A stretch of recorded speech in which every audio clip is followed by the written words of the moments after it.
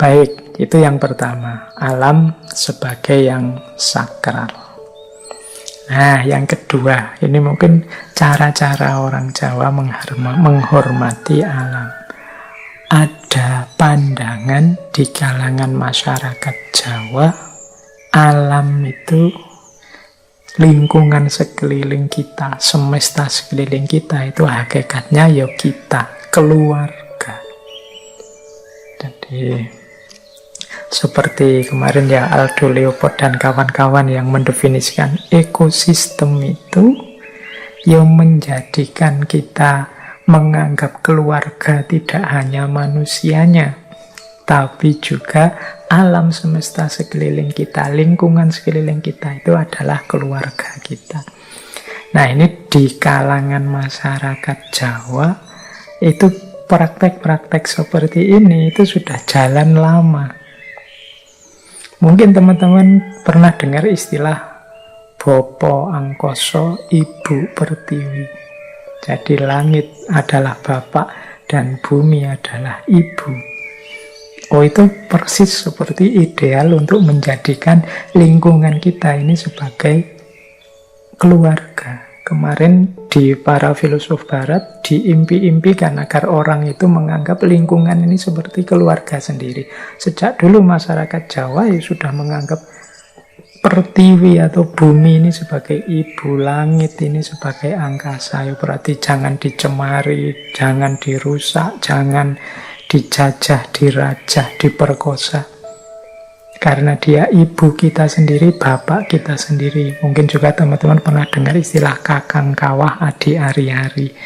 Itu kan sehubungan dengan kelahiran kita. Ikut juga lahir kakang kawah adi ari-ari. Itu meskipun masa yang seperti itu kakak, yang seperti itu adik. Tapi ada filosofinya. Kapan-kapan kita bahas itu ya.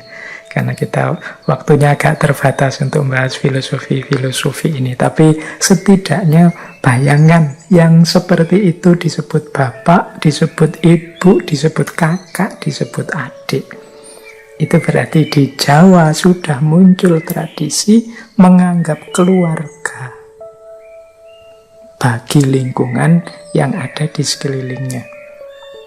Belum lagi teman-teman kalau membaca sejarah itu kan, bagaimana orang-orang dulu itu binatang, tumbuhan, dan macam-macam itu dipakai jadi nama. Teman-teman mesti pernah dengar namanya Gajah Mada, Kebo Ijo, Kebo Kenongo, Kebo Kanigoro, Maeso. Siapa yang sering baca Maeso Jenar? Karyanya S.H. Mintarja, Nogo Sosro Sabo Intermaiso, itu kan kerbau. Kidang Walengko, Banyak Kapuk, Gagak Sumiring, Kidang Gelatik, Lembu Soro, Raja Terkenal, Hayam Wuruk. Ini kan nama-nama binatang. Kita hari ini mungkin rasanya, oh enggak malu Pak? Enggak, itu salah satu manifestasi bahwa alam, lingkungan, binatang, tumbuhan di sekeliling kita itu keluarga kita sendiri. Maka menggunakan nama ini justru nanti ini simbol-simbol kekuatan, kualifikasi, kejayaan, impian tertentu. Karena di balik nama itu kan selalu ada cita-cita. Ketika tata nama semacam ini yang diambil, berarti paling tidak mereka memahami alam sekelilingnya, binatang-binatang itu di level, kalau bahasa kita di filsafat ini, di level hikmah. Diambil rahasia-rahasia kebaikannya yang bisa dihidupkan, dipelajari oleh manusia. Mungkin dari misalnya Gajah Mada diambil aspek yang besar, yang kokoh, yang tidak tergoyahkan. Mungkin dari Hayam Wuruk, mungkin dari aspek kejantanannya, dan lain sebagainya. Jadi ini menunjukkan kesadaran bahwa ada banyak yang bisa dipelajari, ada banyak yang bisa diambil hikmah dari alam sekeliling kita. Nah, jadi itu sama konsepnya. Alam diposisikan sebagai keluarga. Bahkan tidak hanya binatang, tumbuhan, benda-benda pun begitu dihargai oleh orang Jawa. Teman-teman mungkin pernah dengar istilah kiai atau kiyaine yang untuk benda, mungkin untuk keris, mungkin untuk baju, mungkin untuk benda kesayangan apa akik lah, apa-apa lah. Itu kan kadang-kadang diberi nama. Kalau dirasa ada khasiat tertentu kadang disebut kiai, kiyaine. Kiai Pleret, nama tombak. Nanti kiai apa, nama tombak keris. Ada kiai Nogososro, Sabu Inten, dan lain sebagainya. Itu kan untuk benda-benda, untuk barang-barang. Jadi ini menurut saya masyarakat Jawa memposisikan alam sebagai keluarganya, sebagai ekosistemnya, tidak hanya manusia. Ini teorinya ditemukan kemarin-kemarin di Barat, tapi prakteknya sudah jalan ternyata di tengah masyarakat Jawa lama. Ya meskipun hari ini kelihatannya sudah mulai terkikis. Sudah jarang kan teman-teman ketemu tata nama yang seperti ini hari ini. Mungkin hari ini kita seperti orang Barat kalau melihat binatang, ya dilihat aspek binatangnya saja. Tidak melihat bahwa setiap makhluknya Allah itu ada keistimewaan-keistimewaannya sendiri, yang itu bisa jadi pelajaran bagi kita manusia. Nah, jadi ini menurut saya penting. Alam adalah keluarga kita, sudah dipraktekkan oleh masyarakat Jawa sejak dulu. Bagian dari memayu hayuning bawono, memperindah keindahan alam semesta. Nah, kemudian yang terakhir dari sisi pandangan masyarakat Jawa terhadap alam, ya pastinya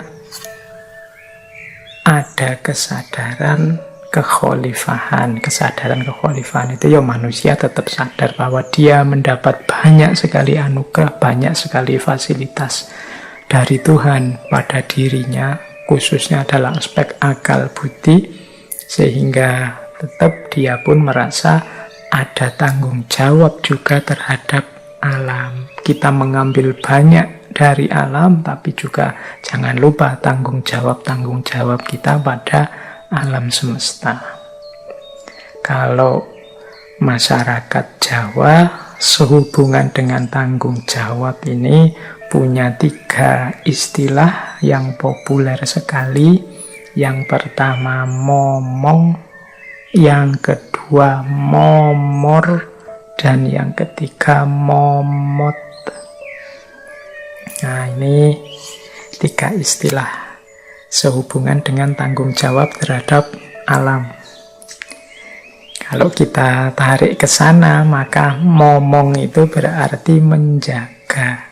Ya kalau dengan manusia kadang-kadang diartikan mengasuh. Ya kita yang punya akal budi, yang punya kesadaran, yang bisa menjaga kelestariannya. Jangan sampai dia rusak, jangan sampai dia punah.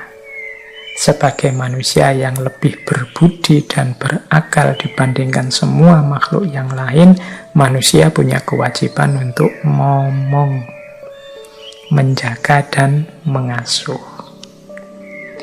Yang kedua, ada kewajiban momor. Momor itu mendekat, membaur, tidak menjauh. Jadi kita senantiasa bergumul dekat dengan alam. Ya kalau kita kan punya peribahasa, tak kenal maka tak sayang. Kalau kita menjauh terus dari alam, ya kita tidak akan punya kedekatan. Kalau tidak punya kedekatan, sulit untuk membangun kepedulian. Maka dekatkanlah diri terus dengan alam, kalau konteksnya alam, sehingga muncul rasa sayang dan muncul kepedulian. Biar peribahasa tak kenal maka tak sayang itu tidak muncul. Jadi ini namanya momor. Peradaban kita hari ini sering isinya banyak menjauhkan kita dari alam. Kita lebih banyak membangun dunia yang coraknya buatan artifisial. Mungkin hidup kita, apalagi yang sudah kerja kayak saya ini, lebih banyak ketemu tembok, ketemu gedung, ketemu layar, dibandingkan ketemu air sungai, ketemu pepohonan, ketemu rerumputan. Apalagi hari ini situasinya menyuruh kita banyak di rumah. Mungkin ini salah satu buah juga dari perilaku kita selama ini. Maka yang kedua, momor. Dalam istilahnya masyarakat Jawa, yuk dekat dengan alam. Anak cucu kita, yuk kita akrabkan kembali dengan alam. Kalau mereka dekat dan akrab, pastinya akan sayang. Kalau sudah sayang, lahirlah kepedulian. Dan yang ketiga, momot. Momot itu biasanya kita pahami sebagai memuat. Maksudnya menerima, menanggung. Jadi ikut momot itu apapun situasinya, apapun kondisinya, mau menerima. Itu momot. Jadi tidak hanya kalau pas menguntungkan saja kita dekati, kita sayang-sayang. Kalau tidak menguntungkan, ya kita buang. Kita merasa apa gunanya, apa untungnya. Itu berarti tidak bisa momot. Momot itu dia bisa menanggung, menerima apapun situasinya. Itu momot. Inilah yang harus dilakukan manusia sebagai tanggung jawabnya terhadap alam. Versi masyarakat Jawa. Jadi kalau tadi kita runut dari awal pandangan masyarakat Jawa terhadap alam itu, yang pertama, masyarakat Jawa melihat ada hubungan saling membutuhkan dialektis antara manusia dan alam, mikrokosmos dan makrokosmos. Yang kedua, masyarakat Jawa memandang alam sebagai sesuatu yang sakral, dalam arti tidak harus kemudian dalam bentuk disembah-sembah, tapi dalam arti kita harus menghormati, menghargai, tidak sembarangan, tidak sesuka-suka hati kita. Kemudian memposisikan alam sebagai keluarga. Dan yang keempat, menjadikan alam sebagai bagian dari tanggung jawabnya sebagai manusia. Dengan momong, momor, dan momot.